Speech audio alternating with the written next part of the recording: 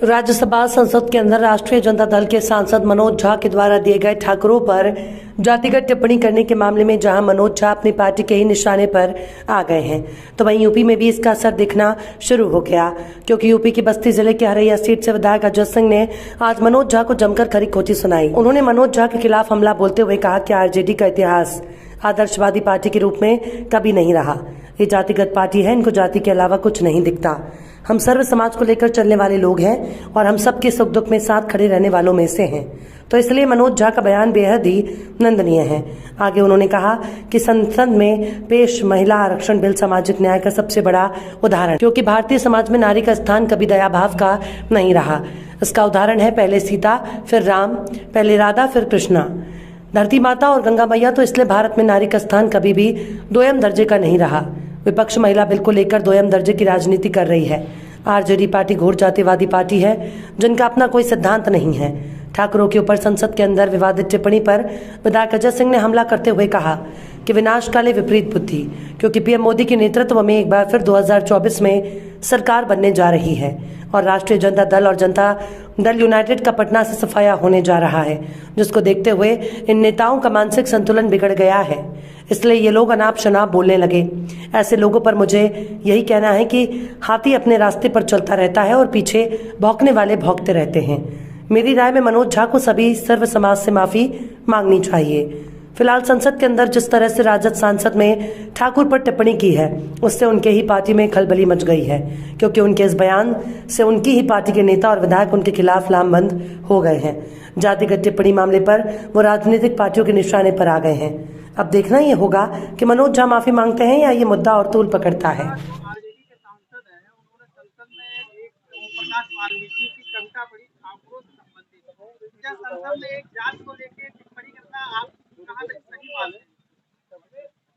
देखिए, राष्ट्रीय जनता दल का जो इतिहास, इनका कोई आदर्श नहीं है। ये कोई आदर्शवादी पार्टी नहीं है, जातिवादी पार्टी। इनको जात के अलावा कुछ दिखता नहीं है। इनका जो विचार है और जो उन्होंने कहा है, इनको समझना चाहिए कि हम सर्व समाज को लेकर चलने वाले लोग हैं। सबके सुख दुख में सहभागी बन करके सबके दुख को बांटने वाले लोग हम लोग हैं। और मनोज झा जी ने जो कहा है, मनोज जी ने निहायत आपत्तिजनक है। उनकी जो बाणी है, उन्होंने जो कहा है, ये आपत्तिजनक है। ऐसा बिल्कुल नहीं होना चाहिए। सभ्य समाज के लिए तो जात की बात करनी ही नहीं चाहिए उनको।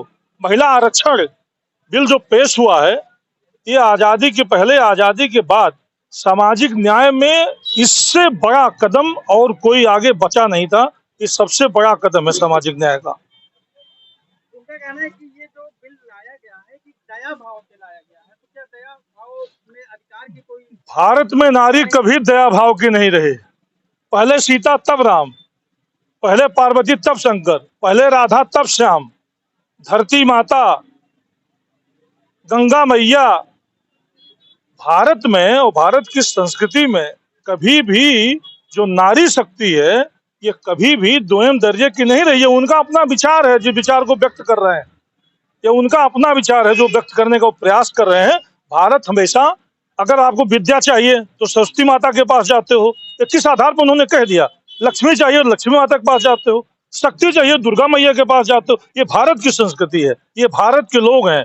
यहाँ नारी की पूजा होती है। तो ये ठाकुर को अपने अंदर से निकालना, ये किस परिप्रेक्ष्य में आप लेते हैं? देखिए, उनका विषय है। कह तो रहा हूं, ये घोर जातिवादी लोग हैं।